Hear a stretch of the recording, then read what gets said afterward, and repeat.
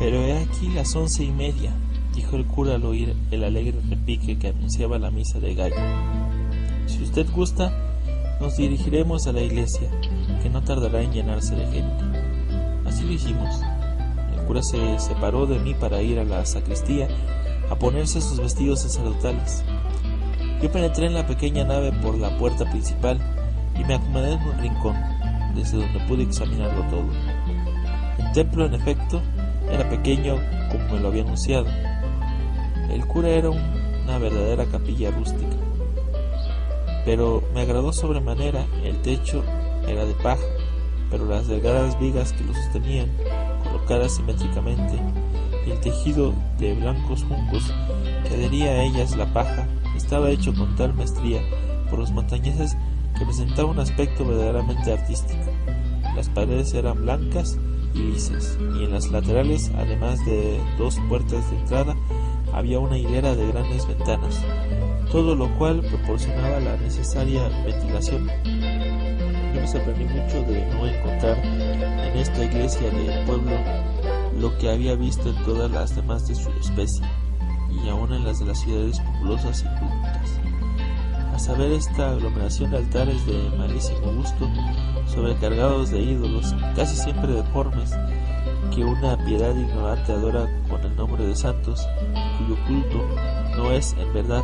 el menor de los obstáculos para la práctica del verdadero cristianismo.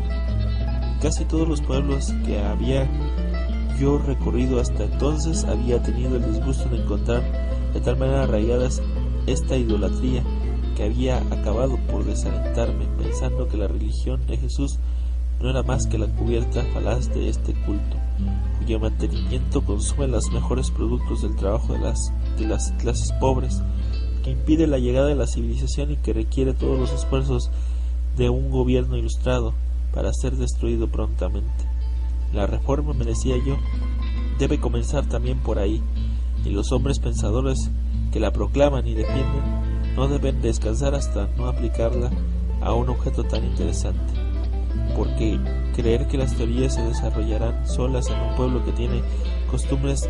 inveteradas es no conocer el espíritu humano y no comprender la historia. Se ha promulgado ya la ley de la libertad de cultos, es verdad, y desde luego se autoriza con ella la adoración de tales santos, pero si el legislador descendiera hasta examinar atentamente lo que pasa en los pueblos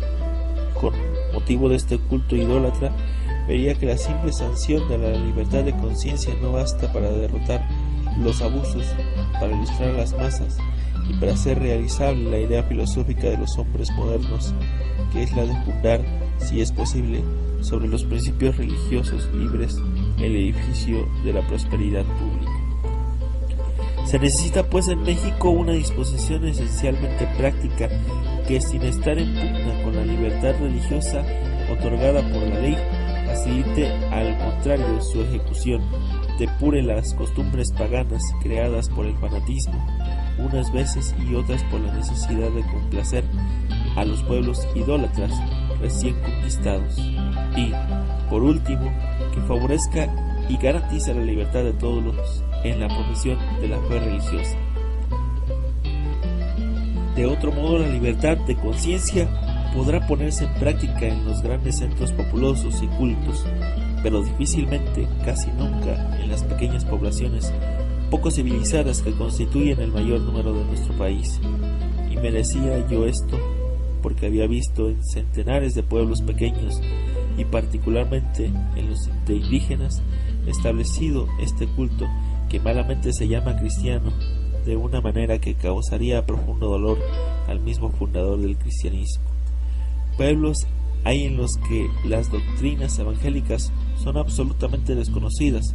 porque allí no se adora más que a San Nicolás, San Antonio, San Pedro o San Bartolomé, y estos santos eclipsan con su divinidad aún a la misma personalidad de Jesús. El dogma de estos pueblos infelices consiste en la narración fabulosa de los milagros de su ídolo, milagros que, por supuesto, creen obrados por el ídolo mismo, sin intervención de divinidades superiores, y por eso Nada es más común que ver esas larguísimas caravanas de peregrinos indígenas que, con todo y familia, se dirigen a pueblos lejanos, abandonando los trabajos agrícolas en busca del santo famoso, a quien va a dejar el producto de sus miserables trabajos de un año. Abolir estas prácticas, fundar la religión sobre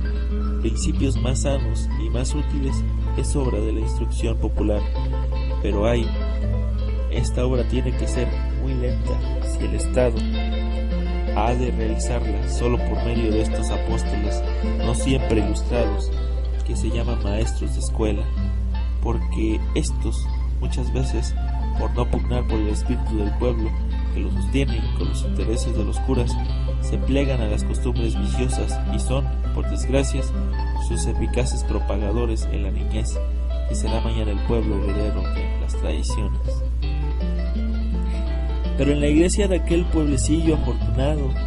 y en presencia de aquel cura virtuoso y esclarecido, comprendí de súbito que lo que yo había creído difícil, largo y peligroso no era sino fácil, breve y seguro, siempre que un clero ilustrado y que comprendiese los verdaderos intereses cristianos viniese en ayuda del gobernante. He ahí a un sacerdote que había realizado en 3 años lo que la autoridad civil sola no podrá realizar en medio siglo pacíficamente. Allí no hay santos, allí no veía yo más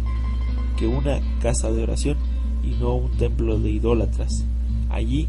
el espíritu inspirado por la piedad podía elevarse sin distracciones, sin encomendarse a medianeros horrorosos hacia el Creador para darle gracias, para tributarle un homenaje de adoración. En efecto, la pequeña iglesia no contenía más que altares que el que estaba en el fondo, que se hallaba a la sazón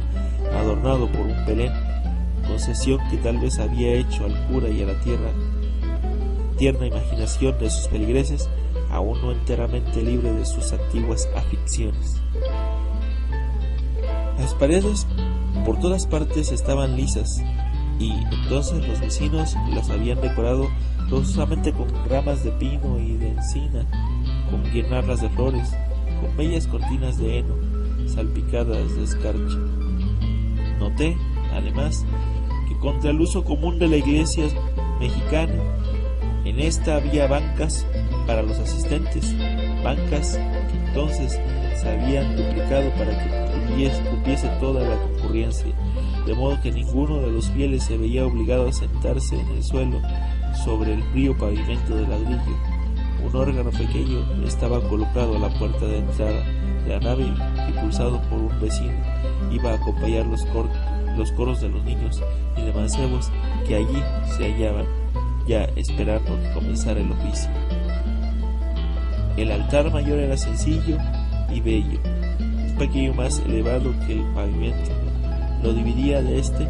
un barandal de cantería pintado de blanco. Seguía el altar, en el que ardía 4 hermosos cirios sobre candeleros de madera, y en el fondo estaba el nacimiento, es decir,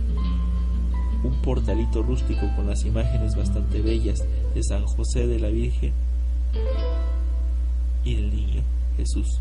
con su indispensable mula y el toro